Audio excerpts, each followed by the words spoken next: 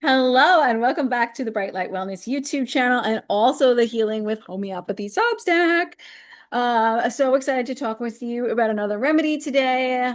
This spotlight remedy is going to be the remedy Saccharum Officinalis, and it's actually the remedy made from sugar. Um, this is such a fun, interesting, deep acting, pretty potent, amazing remedy that many people need today in this world. So I'm so excited to chat with you about it. It's awesome. Okay. So first of all, I want to tell you that a lot of my teachings and learnings about the remedy Saccharum Officinalis comes from a book called Inspiring Homeopathy by Tinus Smith. And he has this as he has this remedy as one of the seven universal remedy layers. He named seven universal remedy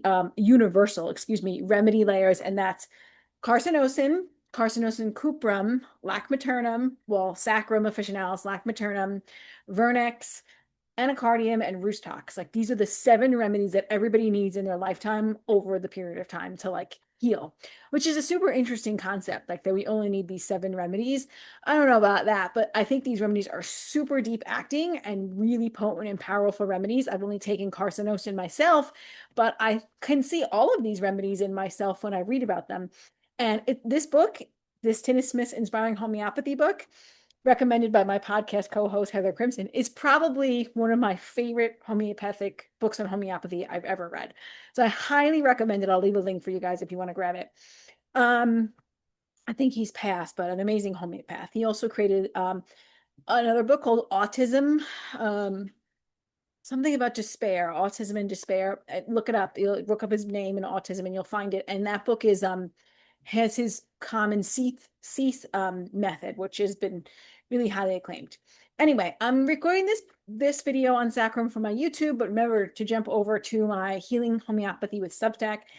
Substack, if you want to become a paid subscriber and have really in-depth knowledge and conversation about homeopathy, and also ask me questions, and I'm gonna hopefully eventually be doing lives in there and whatnot. So yeah, we can really deep dive into homeopathy, which is I love to do, and I love to create a community of people who want to learn about homeopathy.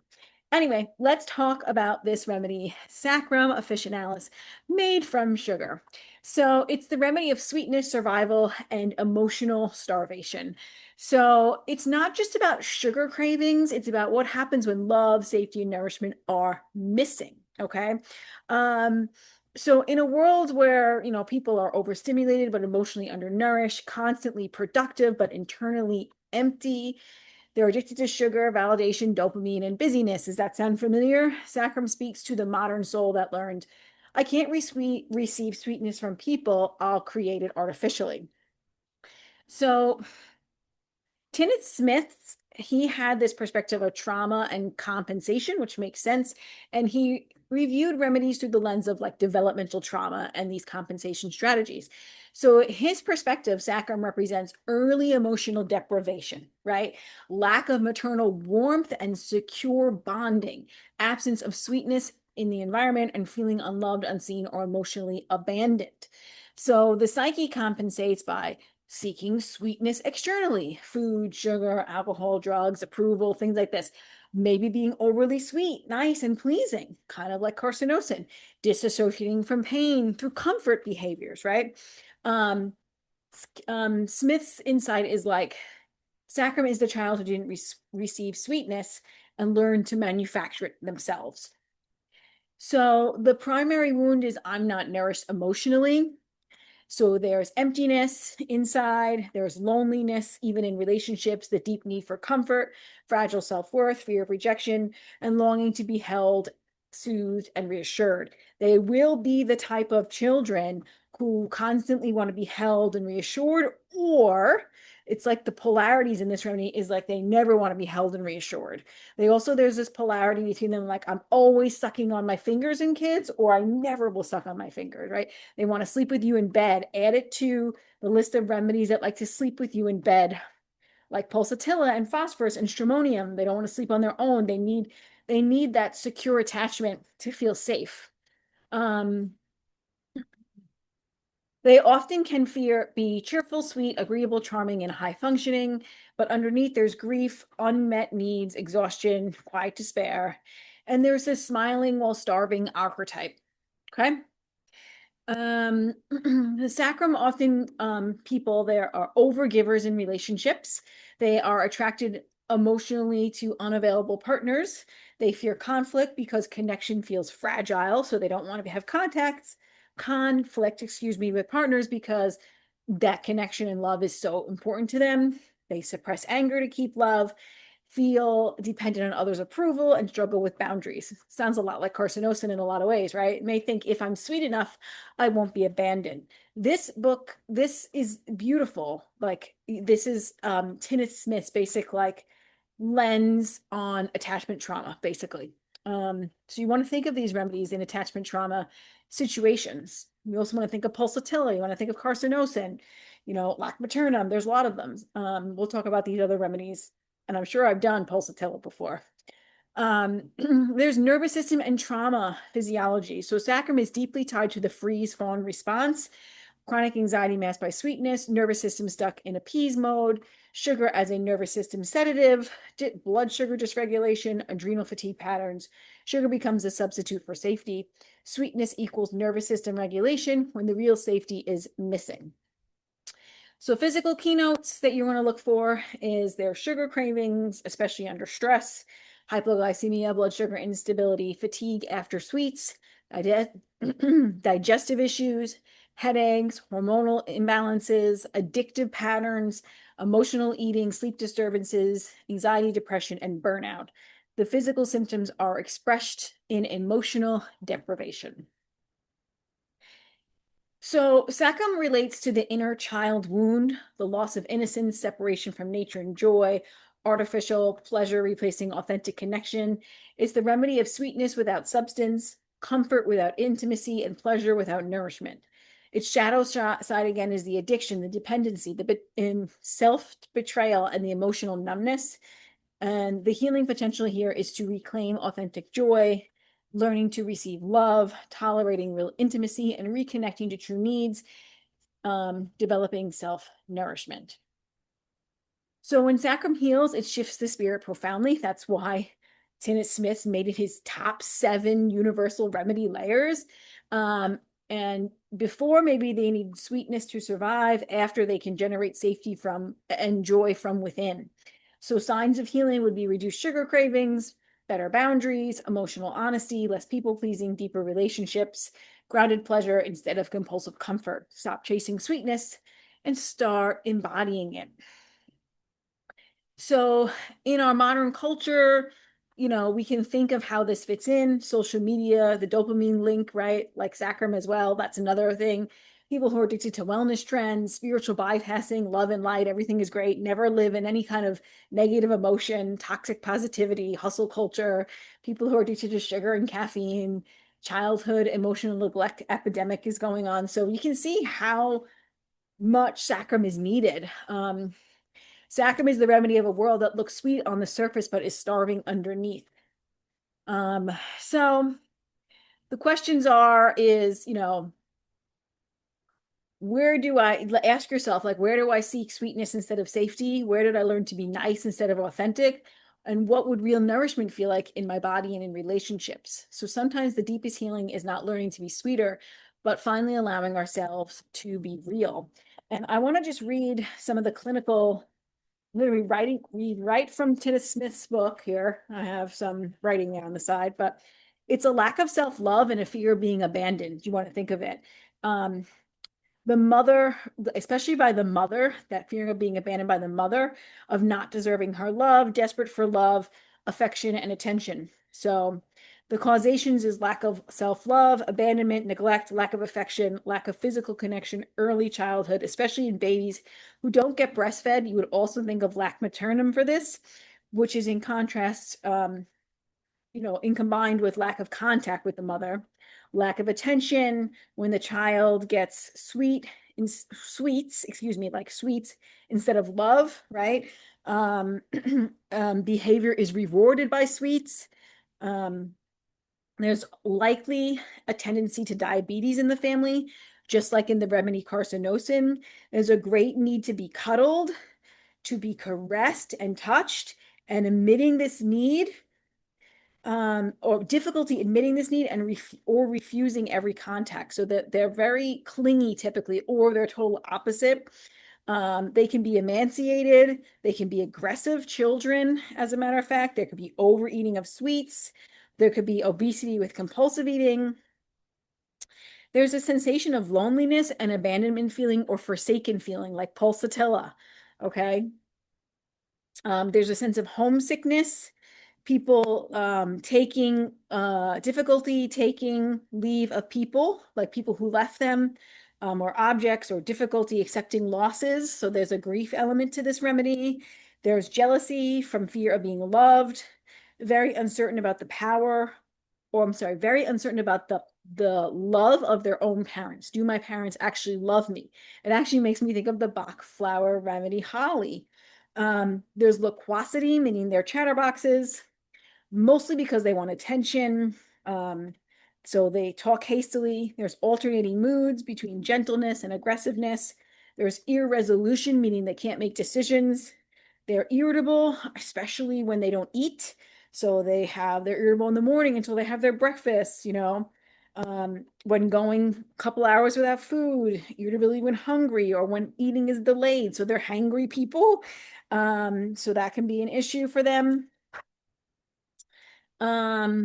Little or no appetite in the morning. This can go the opposite to like anorexia type behaviors, sudden weakness, lack of energy. There can be great restlessness. If a child is constantly sucking their fingers, you want to also think of this remedy. It's a way they're self-soothing. Or they may have never sucked their fingers, but if they're constant finger suckers, you might want to think of it. There's nail biting. There's great sensitivity to pain, or the total polarity of undersensitivity to pain, which makes me think of opium, which opium is like painless. The person feels painless in painful situations. This remedy is more oversensitive to pain, but it can go that way too. So you want to know that. They're aggravated from excitement, from sweets. If the mother says, or this person says, I'm really aggravated by sweets, you can also think of this remedy. Sweets, excitement, chocolate, warm weather, better after eating. They have a big thirst for large quantities of water, ravenous appetites, compulsive eating, but there also could be like bulimia and anorexia. So this is like an eating disorder remedy. They can be extremely aggressive, quarrelsome, violent, malicious, and defiant, especially after eating sweets. Fits of anger, they can be disconnected, meaning like they're bored with everything, and discontented, bored of everything, nothing satisfies. They can be warm and stick their feet out of the covers, like sulfur and pulsatilla. There can be dryness.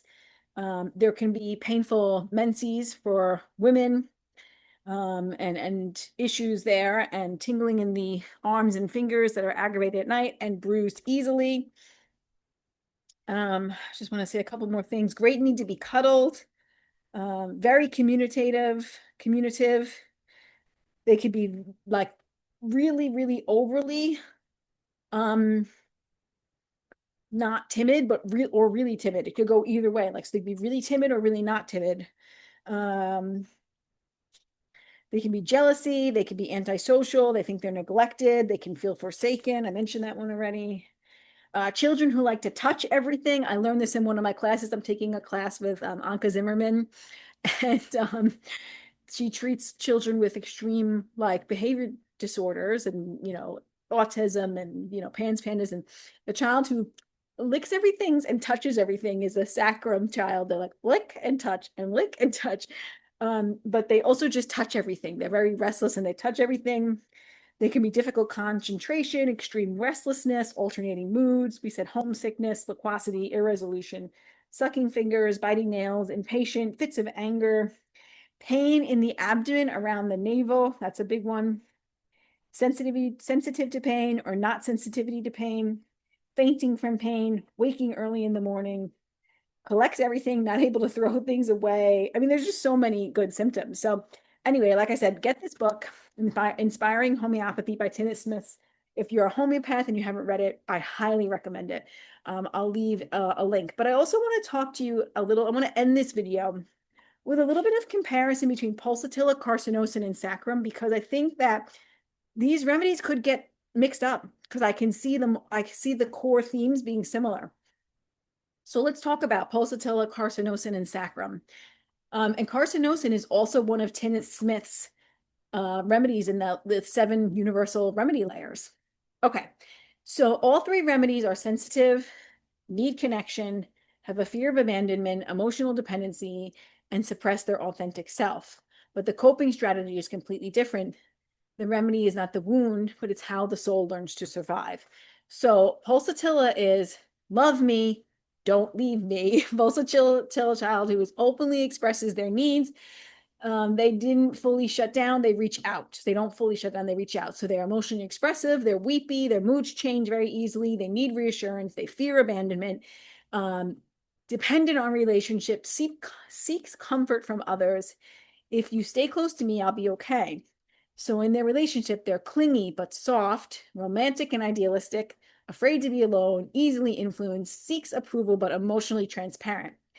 They're anxiously attached, obviously. They are highly emotionally permeability, easily soothed by connection. They have hormonal sensitivities, changeable symptoms that can shift around. They're thirstless, they're worse heat, better fresh air, and they have menses issues or hormonal issues. They are the openly needy child, the feminine who still believes love is possible. Carcinosin's theme is I must be perfect to be loved. So the Carcinosin child is the one who learned that love is conditional, right? You have to be good to get love. So they're the little kid who sees their brother or their sister getting in trouble all the time, and they don't want that to happen, and that they feel like that child's not loved. They want to be loved. They're going to do everything perfectly. Carcinosin can go another way too, but we're going to just go with this because if I give you the other archetype of carcinosin, we'll be in this video for too long.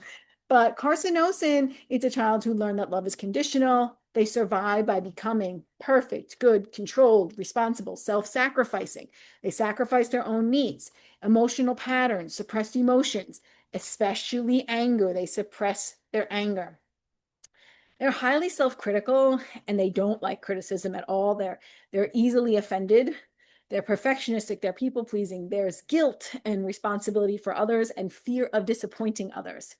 If I'm flawless, I'll be rejected. So their relationship style is more over-functioning, caretaking, attracting wounded partners who they have to caretake, difficulty receiving, chronic self-betrayal, chronic nervous system stress, freeze, fawn, hyper-responsibility, inability to relax, deep fatigue beneath, the competence. Body themes, chronic illness, autoimmune diseases, chronic fatigue, hormonal dysregulation, insomnia, digestive issues, and a history of trauma and abuse typically. The good girl, perfect daughter, and the feminine who sacrifices the authenticity for safety. She sacrifices herself for the safety. There's also a lot of control in this remedy as well, but Carcinosin cuprum, ooh, that's a really controlling remedy. We'll have to talk about that one. Let me know in the comments if you want me to talk about that remedy. Okay, saccharum is I will create sweetness if it doesn't exist. So saccharum is the child who experiences emotional emptiness. They didn't just become perfect, they replaced love with pleasure. So there's emotional emptiness, loneliness in relationships, craving comfort, affection tendencies, disassociate from pain, artificial joy. If I can't feel love, I'll find the sweetness. So the emotional style is dependent. He's emotionally dependent but detached, avoids confrontation. Carcinosin avoids confrontation too. Seeks comfort rather than intimacy, may use food, substances, or dopamine to self-regulate. Freeze plus numbness, sugar, dopamine regulation, oscillates between pleasure and collapse. Body themes, intense sugar cravings, hypoglycemia, fatigue, adrenal burnout, anxiety, depression, and addictive patterns. So the archetype here is the starving child with a sweet smile, or the feminine who learned to self-soothe instead of being soothed. So the evolutionary spectrum is, they represent stages of adaptation to emotional deprivation. So Pulsatilla will say, I need you, please stay. Do you love me? Pulsatilla also says that. Carcinosin says, I'll become whatever you need. Okay. I've understood both of those. I've taken Pulsatilla and Carcinosin. And Saccharum says, I don't need you. I'll create my own sweetness. This is such a powerful, different lens to look at each one of those remedies, right? So clinical differentiations again, if the person says, I just want someone to hold me, that's Pulsatilla. I have to be strong and perfect, that's Carcinosin. I want to feel good or numb, Saccharum. Response to stress, Pulsatilla will seek people. Carcinosin works harder, tries to control it more. Saccharum seeks comfort, sugar, scrolling, disassociation. Relationship to anger, Pulsatilla cries instead of, well, she'll cry, but she might express anger too. She can be kind of irritable, but she's gonna weep. She's gonna cry. Carcinosin suppresses the anger completely, and Saccharum numbs the anger with pleasure because I'm gonna have some chocolate or a piece of cake or whatever, right? So yeah, Pulsatilla is the feminine who will still ask. Carcinosin is the feminine who sacrifices herself, and Saccharum is the feminine who just kind of numbs out. Okay. But healing brings, Pulsatilla can bring secure attachments, Carcinosin can bring authentic selfhood, and Saccharum can bring embodied joy and true nourishment. So I hope you guys enjoyed this one. This one was really fun for me. I read Sacrament. I was like, how did I not know about this remedy? That's also how I felt when I read Lac Maternum. So I will share. Let me know in the comments. I'd like to share about Lac Maternum, Carcinosin cuprum for sure. Vernex. Did I forget to mention Vernex before? So many good remedies like that I didn't even know existed. I mean, homeopathy is like people are like, oh, you're a homeopath. That's like herbs or supplements. I'm like, not even close. Like that's not even close to what I do. We are shifting things at the energetic level, ancestral shit. Like this is deep level work. It's not surface level herbs. Okay. It's deep emotional patterning that you're shifting. Same thing with flower essences. And I love this work so much. And I love sharing about it. And I love that homeopathy is like a never ending cycle of learning for me. And I love that because I am a learner at heart. And, I'm taking an astrology course as well. And it's kind of like I'm wired for that. My blueprint needs it. I need community and connection. I need to share knowledge. I need learning is my medicine based on my astrology chart. Like I need to be learning and be sharing it and with you. That's why I have a podcast and a YouTube channel and a Substack because it's medicine for me to take the information in, learn it, and synthesize it and share it with you. It's actually part of my medicine. I have an Aquarius moon and a Libra rising, and this is part of that, And the Scorpio makes me super passionate. But yeah, the Aquarian me is the healer and is the seeker of knowledge and she wants to share that knowledge with you. Okay, so I hope you really enjoyed this video on Saccharum. I am accepting new homeopathic clients, so if you'd like to meet with me and deep dive into your life, history, traumas, past ancestral things, right, coming from down the lineage, and I find the right remedies for you to get you back into balance. That's the idea, bring you back to homeostasis. And maybe Sacrum's right for you. So let me know in the comments what resonated. Let me know what remedy you want me to talk about next. I'll be so excited to share with you about them. And yeah, looking forward to seeing you over on my next videos. Join me over on the Healing with Homeopathy Substack if you haven't joined me over there yet, because I share some videos there that are for paid subscribers that might be of really good interest to you. And yeah, you can learn how homeopathy can just help you in your home as well. So again, let me know what else you want me to teach about, because that's part of my passion too, is showing up here, teaching you, and then you saying in the comments, hey, Vanessa, I really want to learn about this. And I'm like, oh yeah, let's do it. And then I want to share it with you. So that's my personality. So please let me know what you want to know more about. Please head over to my website and if you want, I can support you. So anyway, have a great day. Thanks so much. And I will chat with you guys on the next video.